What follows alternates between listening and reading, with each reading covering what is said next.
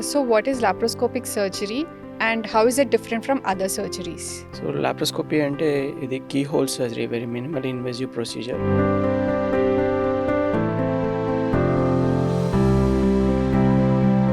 Usually how long does recovery take in laparoscopic surgery? Day care procedure laga మనం morning surgery చేసి once the patient recovers from anesthesia we can discharge the patient on the same day.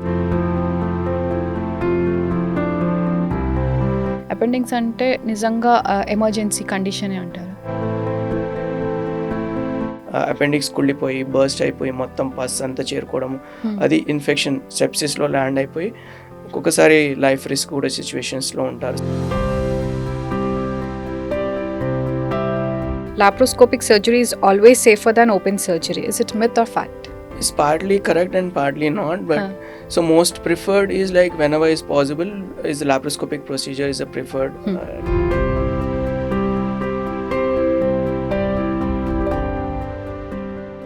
Hi, this is Dr. Manisa Reddy. Today we have Dr. Kumar Krishna general and laparoscopic surgeon. Let's welcome him. Thank you for joining us. How are you? Yeah, I'm fine, and thank you for calling me on this program. Yeah. So what is laparoscopic surgery and how is it different from other surgeries? So laparoscopy ante idi keyhole surgery, very minimally invasive procedure. So the difference between open procedure and laparoscopic procedure is like in laparoscopy we give small incisions, but in open we need to give bigger incisions. And laparoscopy lo advantages ante దీంట్లో pain తక్కువ ఉంటుంది, early recovery ఉంటుంది, bleeding తక్కువ ఉంటుంది, and whole of the abdomen మనం visualise చేయగలుగుతాము, magnified వ్యూలో visualise చేయగలుగుతాము. సో ఏమైనా ప్రాబ్లమ్స్ ఉంటే ఐడెంటిఫై చేయడానికి కానీ కొన్ని క్యాన్సర్స్లో ఎర్లీ స్టేజింగ్ చేయడానికి అవసరం పడుతూ ఉంటుంది. కొన్నిసార్లు మనం మల్టిపుల్ సర్జరీస్ కూడా త్రూ కీ హోల్స్ చేయగలుగుతాము. ఇది gall bladder surgery and appendix surgery at the same time we can do. అది ఓపెన్లో చేయాలంటే పై భాగంలో ఒక ఇన్సిషన్, కింద భాగంలో ఒక ఇన్సిషన్ ఇవ్వాలి. సో పేషెంట్ రికవరీకి చాలా ఇబ్బంది ఉంటుంది. కొన్నిసార్లు మల్టిపుల్ హర్నియాస్ ఉంటాయి. సో వాళ్ళకు కూడా మనం లాప్రోస్కోపిక్ ద్వారా కీ హోల్స్ ద్వారా so both hernias can be dealt with the same small incisions. అదే ఓపెన్లో అయితే మనం రెండు సైడ్లో ఇన్సిషన్స్ ఇవ్వాలి. సో పేషెంట్స్ పెయిన్ ఎక్కువ ఉంటుంది, స్టే ప్రొలాంగ్ అవుతుంది, రికవరీ టైం ప్రొలాంగ్ అవుతూ ఉంటుంది.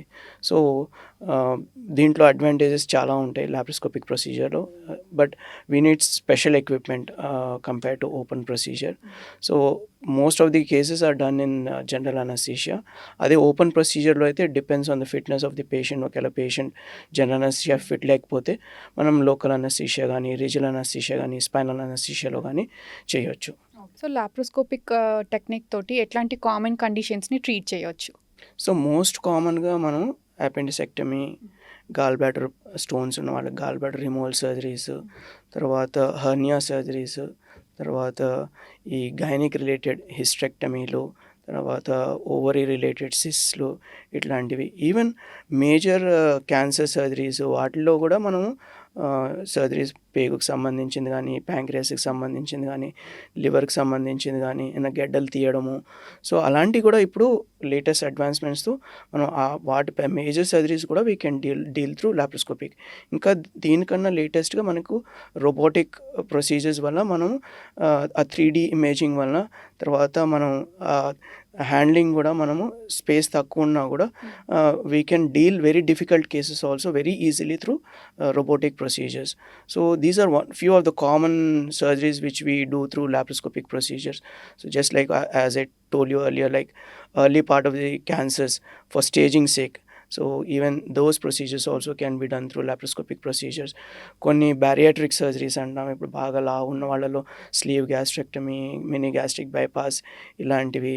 తర్వాత ఈవెన్ ఈ నెఫ్రాలజీ రిలేటెడ్ ఇష్యూస్, నెఫ్రెక్టమీస్, పైలోప్లాస్టీస్ అంటామంటే వాడు కిడ్నీ ఇన్ఫెక్షన్ అయితే తీయాల్సిన అవసరం వచ్చిన వాళ్ళలో, చిన్న పిల్లల్లో కిడ్నీ నుంచి బ్లాడర్కి వెళ్ళే పైప్ యూరేటర్ అంటాం, అది బ్లాకేజెస్ ఉన్నప్పుడు దాన్ని కూడా ఈవెన్ త్రూ లాప్రోస్కోపిక్ ప్రొసీజర్ మనం పైలోప్లాస్టీ సర్జరీని చేస్తూ ఉంటాము.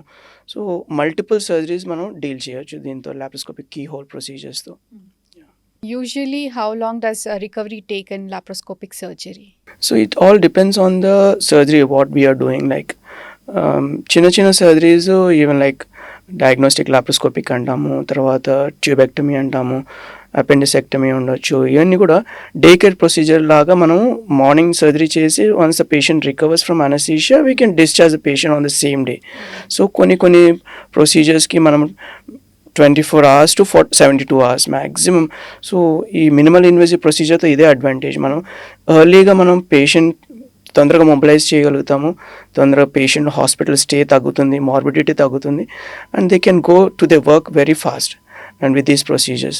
So the recovery is very fast, and mostly like by 72 hours, 3 days time we can discharge major surgical procedures also.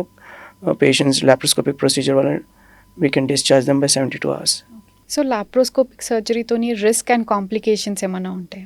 Yeah, obviously ఏ ప్రొసీజర్ కైనా కాంప్లికేషన్స్ ఉంటాయి. So we should assess the risk versus the benefit. So లాప్రోస్కోపిక్లో అంటే కామన్గా మనం patient ఏ procedure చేసినప్పుడు laparoscopic procedure వాళ్ళకి కౌన్సిలింగ్ ఇస్తామంటే there are possibilities that we need to go for an open conversion అంటాం. సో ఆ రిస్క్ ఉంటుంది ఒక 5% పేషెంట్స్లో. తర్వాత బ్లీడింగ్ ఒక్కొక్కసారి లాప్రోస్కోపిక్ ప్రొసీజర్ సివియర్ బ్లీడింగ్ ఉన్నప్పుడు మనకి విజన్ కూడా మనం సరిగ్గా విజువలైజ్ చేయలేము, బ్లీడింగ్ కంట్రోల్ చేయడానికి కూడా ఇబ్బందులు ఉండొచ్చు. సో తర్వాత కొన్నిసార్లు మనం గ్యాస్తో ఇన్ఫ్లేట్ చేసినప్పుడు కార్బన్ డైఆక్సైడ్ మనం పెట్టి ఇన్ఫ్లేట్ చేస్తాం. సో CO2 రిటెన్షన్ దానివల్ల కూడా కొంతమందికి ఇబ్బందులు ఉండొచ్చు. తర్వాత పోస్ట్ సర్జరీ ఆ గ్యాస్ డయాఫ్రమ్ అంటాం, మనకి చెస్ట్ అండ్ అబ్డామన్ మధ్యలో ఒక మస్కులర్ లేయర్ ఉంటుంది.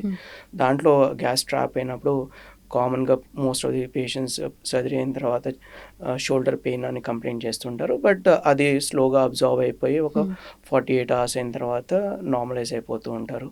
సో దీంతోపాటు మనకి as usual like pain will be very less and bleeding అవడం వల్ల కొంచెం ఇన్ఫెక్షన్ రిస్క్లు ఇట్లాంటివి ఉంటాయి.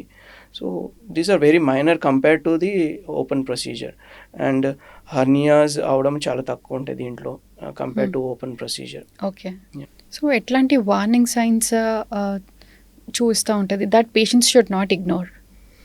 ఇమ్మీడియట్లీ మనం post laparoscopic procedure, so patients ఏమైనా కడుపులో నొప్పి ఎక్కువ అవడం సర్జరీ అయిన తర్వాత సివియర్గా అవడము, కడుపు టైట్ అవడము, కడుపు ఉబ్బరంగా ఉండడము, ఫ్రీగా గ్యాస్ మోషన్ వెళ్ళకపోవడము, తర్వాత బ్రీదింగ్ ప్రాబ్లం ఉండడము, బీపీ డౌన్ అవడము, హార్ట్ రేట్ పెరగడము, తర్వాత హిమోగ్లోబిన్ డ్రాప్ అవడము, ఇట్లాంటివి ఏమన్నా ఉంటే these are warning signs. Like urine output తగ్గడము అంటే ఇంటర్నల్గా ఏదన్నా లోపల ఇన్ఫెక్షన్ అవడము, లేకపోతే పేగు రిలేటెడ్ ఏమన్నా ప్రాబ్లం ఉండడం వల్ల, అట్లాంటి వలన ఇవన్నీ మనం వార్నింగ్ సైన్స్గా తీసుకొని మనం ప్రాపర్గా ఇవాల్యుయేట్ చేసుకోవాల్సి వస్తుంది. ఫర్దర్గా మళ్ళీ స్కాన్ చేసుకోవడము చూసుకుని దాన్ని బట్టి ఇమీడియట్గా ఇంటర్వ్యూన్ అవుతే we can avoid severe complications.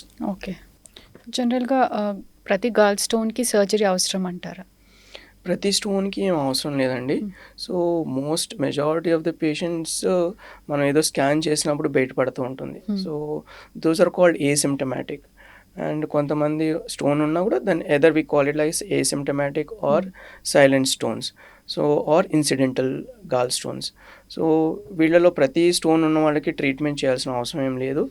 So ఎవరైతే సిమ్టమాటిక్ ఉన్నారో, సో డయాబెటిక్ పేషెంట్స్ ఉన్నారో, తర్వాత యంగ్ పేషెంట్స్ ఉన్నారు, సో కాంప్లికేషన్స్ ఉన్నవాళ్ళు, ఆల్రెడీ ఇంతకుముందు స్టోన్స్ వచ్చి జాండీస్ వచ్చి ఇప్పుడు పెయిన్ లేకపోవచ్చు, సో వీళ్ళలో మాత్రం surgical treatment is a indication and the definitive treatment is surgical treatment for these patients.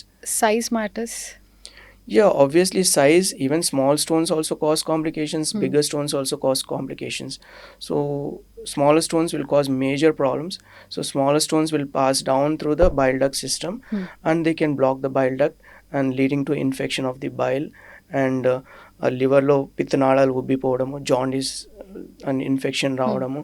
ఇంకా కిందకి జరిగి ప్యాంక్రియాస్ అనేది గ్రంథి ఉంటుంది, digestive gland. It has multiple functions. One part is like it secretes the digestive juices for the protein food which we take.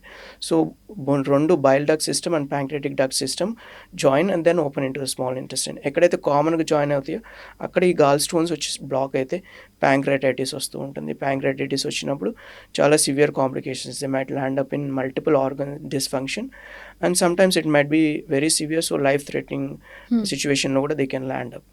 Okay. These are the complications of severe gallstones. So when should a person seek medical attention for hernia? కొంతమంది ఏంటంటే ఏదో pain ఉంది, discomfort ఉంది అంటారు. కొంతమంది bulge లాగా ఉంది, swelling లాగా ఉంది, అది నుంచున్నప్పుడు, కూర్చున్నప్పుడు, దగ్గినప్పుడు బయటకు వస్తుంది, పడుకున్నప్పుడు లోపలికి వెళ్ళిపోతుంది అంటూ ఉంటారు. కొంతమందికి బాగా లావు ఉన్న వాళ్ళకి పెద్దగా తెలవకపోవచ్చు, ఏదో చిన్న గెడ్డలాగా ఉంది అనిపిస్తూ ఉంటుంది. అది ప్రాపర్ హర్నియానా కాదని కూడా తెలవకపోవచ్చు. సో స్కాన్ చేసినప్పుడు వాళ్ళకి హర్నియా లాగా ఏర్పడుతూ ఉండొచ్చు. సో ఇలాంటి వాళ్ళలో అది చిన్నగా ఉన్నప్పుడే మనము ఇమీడియట్గా మెడికల్ అటెన్షన్ తీసుకుంటే అది ఫర్దర్గా ఇంకా అగ్రివేట్ అవ్వకుండా, పెద్దగా అవ్వకుండా, కాంప్లికేట్ అవ్వకుండా ఉంటే ఎర్లీగా ట్రీట్ చేస్తే వీ కెన్ అవాయిడ్ కాంప్లికేషన్స్. లేకపోతే డిలే చేస్తే అది సైజ్ పెద్దగా అయ్యి దాంట్లో కంటెంట్స్, పొట్టలో ఉన్న కంటెంట్స్, ఒమెంటం అంటాం, కొవ్వు లాంటిది, అది కానీ పేగులు కానీ వచ్చి దాంట్లో స్ట్రక్ అయిపోయినప్పుడు అది మళ్ళీ వెనక్కి వెళ్ళలేని పరిస్థితిలో దాని బ్లడ్ ఫ్లో కట్ ఆఫ్ అయిపోయి అది కుళ్ళిపోవడము, పగిలిపోవడం, అట్లాంటి సిచ్యువేషన్లో మనం మేజర్ ఎమర్జెన్సీలో సర్జరీ చేయాల్సిన అవసరం వస్తుంది. అది ఓపెన్లో కూడా చేయాల్సిన అవసరం రావచ్చు. ఆ మూమెంట్లో ఇన్ఫెక్షన్ ఉన్నప్పుడు మెష్ వేయడానికి అవ్వదు. సో కాంప్లికేషన్స్ చాలా సివియర్గా అయిపోతాయి నెగ్లెక్ట్ చేసినప్పుడు. So the earlier the better you seek medical attention. So better to avoid complications and the recovery will be much faster and there will be no complications further.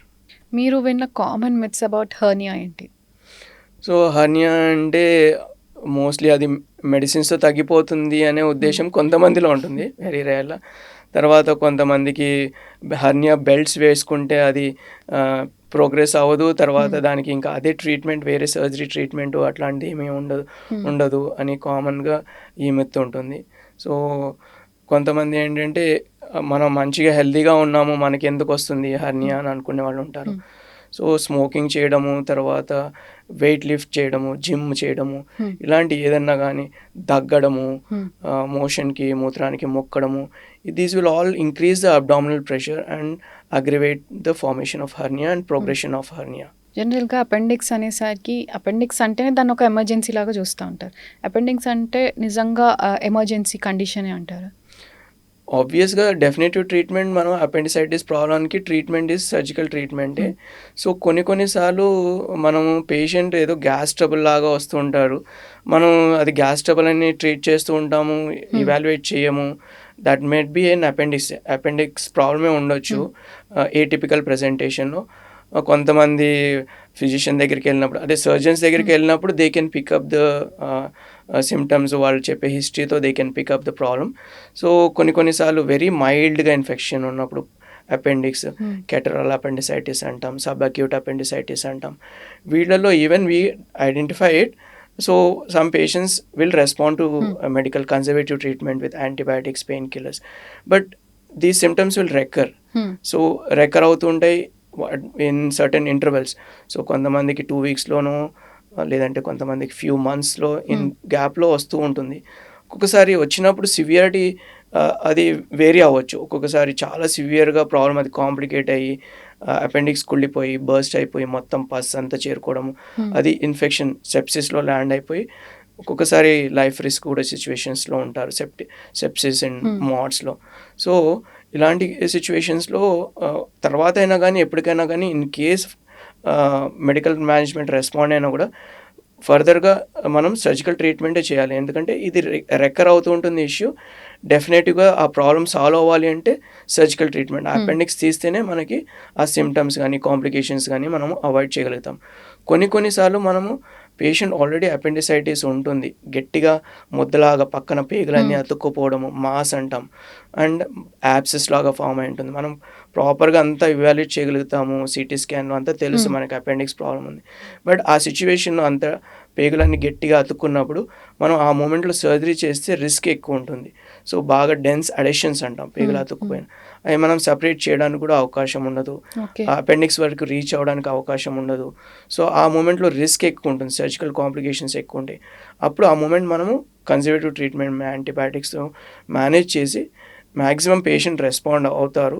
వాళ్ళని మనం ఒక 6 weeks అయిన తర్వాత, once inflammation settles down, adhesions అన్నీ కూడా పల్చగా అవుతాయి, flimsy అవుతాయి, అప్పుడు సర్జరీ చేసినప్పుడు కాంప్లికేషన్స్ తగ్గుతాయి. సో ఇలాంటి సిచ్యువేషన్స్లో మేము 6 వీక్స్ ఆగి ఇంటర్వెల్ అపెండిసెక్టమీ అని ప్లాన్ చేస్తాం. So how can people reduce the risk of hernia? సో ఇదే ఈ ఈ హర్నియా రావడానికి కారణం మనం తెలుసుకోవాలి. What are the reasons like.